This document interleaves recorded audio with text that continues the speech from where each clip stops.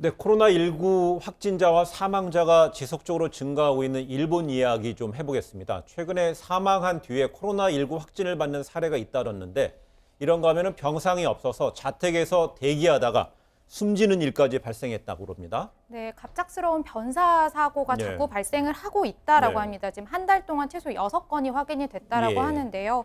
말씀 주신 것처럼 일본 도쿄에서 도내에서 갑자기 이제 가슴이 답답하다라고 말을 하고 쓰러져서 사망한 사람이 있었습니다. 네. 이 사람의 경우 사후에 이제 PCR 검사를 시행을 했는데 확진 판정이 나온 것이죠. 네. 예, 그 밖에도 지금 사이타마 현에 거주하는 50대 남성의 경우는 일단 양성 판정을 받았습니다. 받았는데 병원에 입원하지 못하고 집에서 관리를 하라라고 해서 집에서 관리를 하고 있었다고 합니다. 네. 일단 경증이었기 때문에 이렇게 되지 않았을까 싶은데, 그리고 도내에 있는 보건소에서도 지금 증상이 어떠한지를 체크를 했다라고 합니다. 그런데 지금 16일에 확진을 받았는데 5일 만인 21일에 갑작스럽게 증상이 안 좋아지면서 사망을 했다라고 하거든요. 네. 지금 일본에서는 의료 붕괴가 지금 걱정이 되고 있을 만큼 너무나 많은 확진자가 나오고 있고, 그래서 지금 확진 판정을 받은 사람들을 모두 병원으로 수용을 하지 못하고 있는 상황이잖아요. 네. 도쿄 같은 경우에는 지금 뭐 경증 환자들을 위해서 뭐 일시 체류 시설 이런 것을 만들어서 시행을 하고 있다라고 하는데,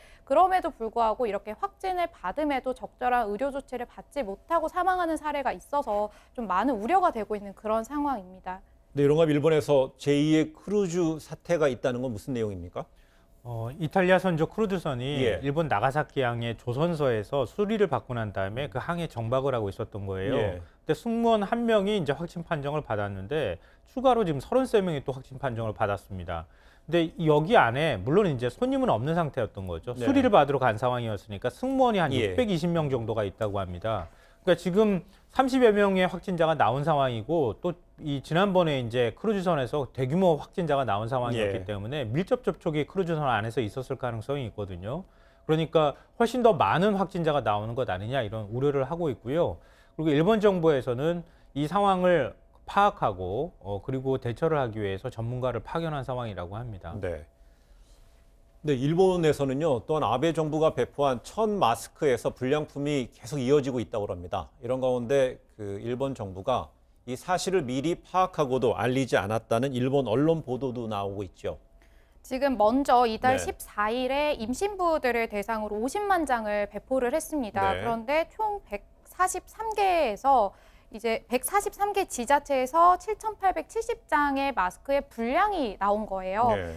불량 내용은 첫 마스크에서 벌레가 있다거나 뭔가 오염이 되어 있는 그런 것들이 발생이 됐던 건데, 그럼에도 불구하고 지금 5천만 가구에 2장씩 배포하기로 했다라는 네. 부분을 이행을 했습니다.